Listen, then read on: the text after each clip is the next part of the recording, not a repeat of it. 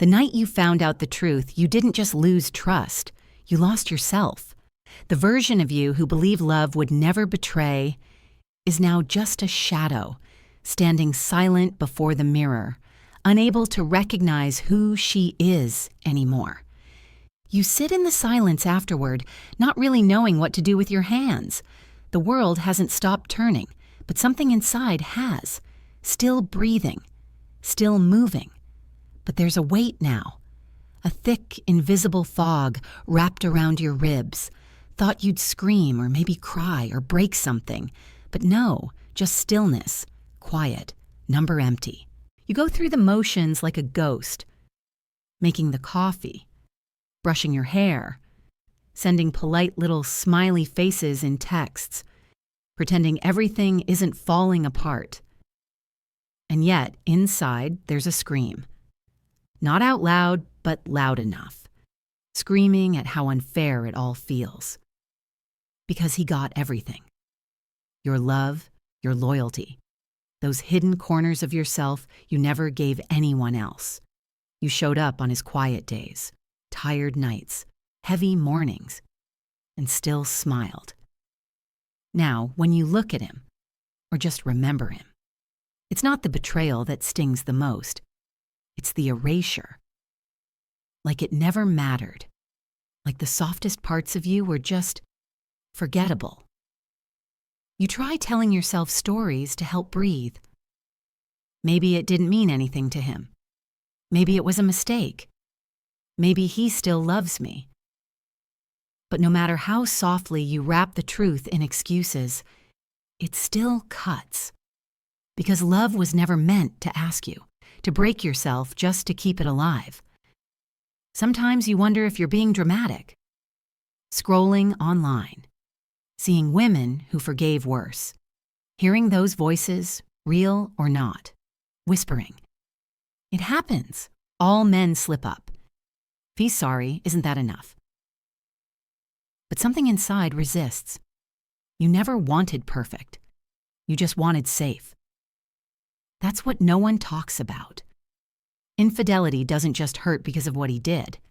It devastates because it destroys safety. That invisible thread of I'm your home and you're mine.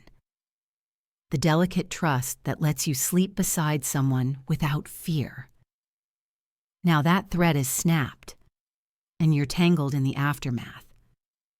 You think back to the way he touched you and wonder, did he touch her the same? Say the same things in the dark? Laugh the same way? Was any of it real?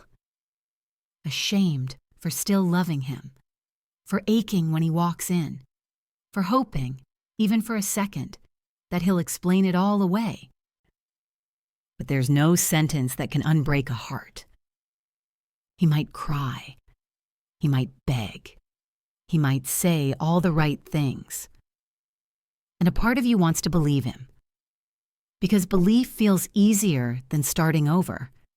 Easier than loneliness.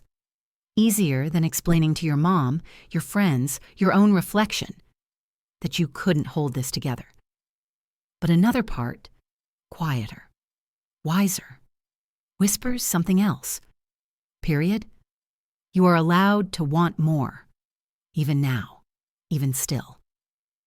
A love that doesn't humiliate, that doesn't make you question your worth every time his phone lights up, that doesn't break you just to remind you that you're alive. You sit with that whisper. No need to act on it yet.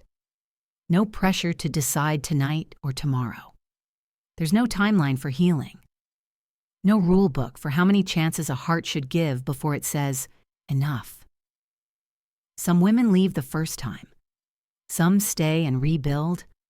Some stay too long until staying hurts more than leaving. But you are not weak for loving, not foolish for hoping, not broken because someone else broke a promise. You're still whole, even if you don't feel it yet. Right now, the bravest thing you can do is sit with the truth, not run, not dress it up, just hold it. Like something fragile, like a wound you don't need to hide. Because this isn't about being strong. This is about being real. And being real means saying, "And this hurt me. I didn't deserve it. I'm allowed to grieve what I thought we were." Let the tears fall. Let the silence feel soft, not suffocating. Let your body rest even when your mind can't. Let the ache stay for a while. It means you care. It means your heart is still tender, still human. And that is something no betrayal can ever take from you. Forgiveness comes to mind. Not from obligation, not because someone says good women forgive, but because there's still a part that remembers the soft mornings, the inside jokes, the way his hand would find yours when no one was looking. You sit with those memories like a box of old letters, torn, a little stained, but still scented with something warm. And wonder if letting go of the pain means letting go of all of it. The love, the years, the story you built. That's what terrifies you most. Because forgiveness feels like a door that swings both ways. One path leads to peace, the other to pretending. And pretending. You've done enough of that, haven't you? Smiling while splintering inside, saying, "I'm fine," when your voice shakes. Staring into the mirror, trying to find the woman behind the tired eyes, the one who used to sparkle when she laughed. Now forgiveness feels like trying to breathe through a cracked window. Possible, but never full. Does forgiving mean staying? Or does it simply mean letting go of the burden that was never yours to carry? Here's what no one tells you. It's possible to forgive and still walk away. To say, period, "I see you. I hear your apology. I believe you regret it. But I also choose me." Drawing the line isn't punishment. It's not cruelty. It's rescue. Because self-respect is not revenge. You think back to the night he cried, how his voice cracked when he said, it didn't mean anything. And for a heartbeat, you believed him. But then that other voice, the one that never speaks first but always speaks last, whispered, "Dot." Even if it meant nothing to him, it meant something to me. That part, no apology can erase. Not because of holding a grudge, but because your heart deserves truth, not anesthesia. You remember your hands shaking, trying to wash the pain off in the shower, scrubbing until your skin turned red, as if betrayal could be rinsed like dirt. But pain doesn't live in skin. It lives in memory, in the way you flinch when he touches you, in how your body pulls back, even just slightly, when he reaches out in the dark, in how "I love you" sounds different now, less certain, more hollow. You're not cold, not cruel, just protecting the parts that once stood unguarded. And still, there's guilt for feeling too much, for not moving on faster, for bleeding from a wound others believe should have healed by now. But healing isn't neat. It's not linear, not a checklist. Some days feel okay. Then suddenly, a scent, a song, a glance, and you're unraveled again. You ask, am I weak? But no, you're just human. Someone who trusted, someone who loved deeply, someone learning how to breathe through broken ribs. There will be nights lying next to him, wondering if this is strength or surrender. Is staying survival or silence? Is walking away bravery or fear? How can anyone else know? Only your heart knows what safety feels like now. Only you know if the thread of trust can be rewoven, or if it's too frayed. Forgiveness, if it comes, won't be loud. Not some dramatic moment. It will slip in quietly. When you can think of him and not ache, when your body no longer flinches, when your voice doesn't tremble speaking your needs. Maybe that moment hasn't come. Maybe it won't for a long time. Maybe it never will. That doesn't mean failure. It just means honesty. You don't owe anyone a performance of healing. No need to rush the softness back. Feel cold if that's what today brings. Doubt, rage, miss him and hate him in the same breath.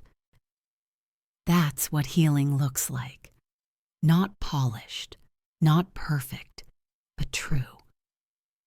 There's a morning when it hits you. You haven't thought about her in a while. The woman he betrayed you with. The image that haunted you every time you closed your eyes. She fades, slowly. Not because forgiveness has fully arrived, for her or for him, but because someone else has started to come back into focus. You. The version of yourself that existed before the ache, before the questions, before the scanning of his every expression for signs of truth or deceit. She's still there, beneath the sorrow, the rage, the ache. You glimpse her in quiet moments, in the soft way your shoulders settle when alone, in the music you play when no one else is listening, in the scent of your old shampoo, the one you stopped using because he said it was too strong. Little things begin to surface, moments you made yourself smaller for him. You stopped dancing in the kitchen. He didn't like the noise. You stopped wearing red. He said it was too much. You silenced your opinions to keep the peace. And it breaks your heart, not just because of what he did, but because of what you gave up, piece by piece, just to stay. Now something's shifting. Softer questions start to form. Not will he change, but what would it feel like to choose myself? The answer isn't clear yet, but you start trying anyway. Going for a walk, not to escape, but because your body asks for movement. Buying flowers, not to prove anything, but because they look lovely on your table. Turning off your phone for an hour and sitting with the silence. And this time, it doesn't scare you. Tiny rebellions, quiet choices, each one a seed of healing. Love, real love, shouldn't demand your disappearance. It shouldn't make you prove yourself daily. It shouldn't silence your voice. And now, the things you used to excuse start to weigh heavier. The way he dismissed you when you were upset. The way blame always found its way to your shoulders. The way your need for more was treated as too much. You stop defending it. Not in anger, but in clarity. Something changes in the way you speak to yourself. Less blame. Less, how could I let this happen? More, I did the best I could. More, I was always worthy, even if he couldn't see it. Some days the spiral still happens. You check his phone. You overanalyze a glance. You cry in the shower. But now there's also a new presence, a quiet voice inside growing. It says, period. You are not an emotional landfill. Not here to carry someone else's confusion. Not here to beg for scraps and call it love. Not here to be chosen only when it's convenient. You're here to be whole. Not better. Not repaired. Not forgiven. Just whole. In all your soft, aching, beautiful humanity. A new meaning of strength begins to form, not in endurance, not in perfection, but in returning to yourself, gently, again and again. You stop asking, period, will we ever be okay again? And begin wondering, what does okay even mean for me? Maybe okay is a morning without that tight knot in your chest. Maybe it's laughing at something and realizing you weren't faking it. Maybe it's trusting your gut again, even when it leads away from him. Still, the ending remains unknown. Maybe you'll stay. Maybe you won't. Maybe he'll change. Maybe he won't. But for once, that's no longer the point. Because this isn't about him anymore. It's about the woman standing in the wreckage, choosing her reflection. Not the broken one, not the one needing repair, but the one who's always been there under the rubble, waiting to be seen, waiting to be remembered. There isn't an exact moment when the pain lifts. It's not like in the movies. No sudden sunrise, no soaring soundtrack. Just a quiet morning when you realize you didn't wake up thinking about him. The curtains open, and somehow the light feels softer. Coffee tastes like something more than just survival. And without even noticing, you're humming. Not for anyone else, just for yourself. That doesn't mean forgetting. The hurt still lingers, like a scar that tugs when it rains. But it doesn't own you anymore. There's no more chasing after answers that won't come. No more rehearsing what to say if he begs for another chance. No more waiting for him to finally see your worth. Because now you see it. It's in the way you hold space for your own heart, in how you no longer apologize for needing softness or silence or space, in the way you've created a quiet little world just for you, even if it's only a candle, a playlist, a journal beside the bed. There's a new kind of intimacy growing, not with someone else, but with yourself. You're gentler now in ways you never used to be. No more calling yourself stupid. No more punishing your body for holding grief. No more rushing your healing just to make others comfortable. You begin trusting your intuition, recognizing it not as drama, but wisdom. Accepting that sadness isn't weakness, and boundaries, not walls, period, but doors with locks, and your hand holds the key. Your love, it's no longer something to earn. It's something sacred. The kind that stays up when someone's hurting. That remembers birthdays, even when they're not yours. That writes notes for no reason. That says, period. I'm here, I'm not perfect, but I mean it. And for the first time in a long time, a whisper rises. Dot. I deserve that. Not because you're flawless, not because you never messed up, but because you love with your whole heart. And that's holy. There's forgiveness for yourself, for staying too long, for sending messages you shouldn't have, for shrinking your voice to be heard, for crying over silence. None of it makes you foolish. It makes you human. Someone who believed in love so deeply, you gave more than you had to give. But now, you're learning how to give that same love back to yourself. The future still feels uncertain. It's not all figured out. Some days are messy. Some memories still sting. Yet there's a steadiness beneath it all, a quiet knowing. Whatever he did or didn't do, you get to write your own ending.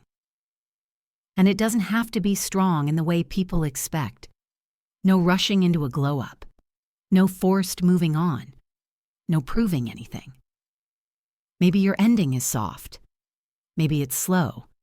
Maybe it's just waking up tomorrow and choosing not to carry what was never yours. No longer waiting for closure, because you are the closure. You are the home you've been searching for. And tonight, when the lights go out and the quiet settles in, you don't pray for him to come back. You don't beg the pain to disappear. You just breathe, deep and full. And in the stillness of your own heart, you whisper, I made it through. I am still here. And I am mine again. Thank you for staying and listening all the way through. If this story touched even a small part of your heart, Feel free to share your thoughts below. I'm always here to listen, without judgment. Wishing you a gentle day, a peaceful night, and days ahead that become your quiet journey back to yourself.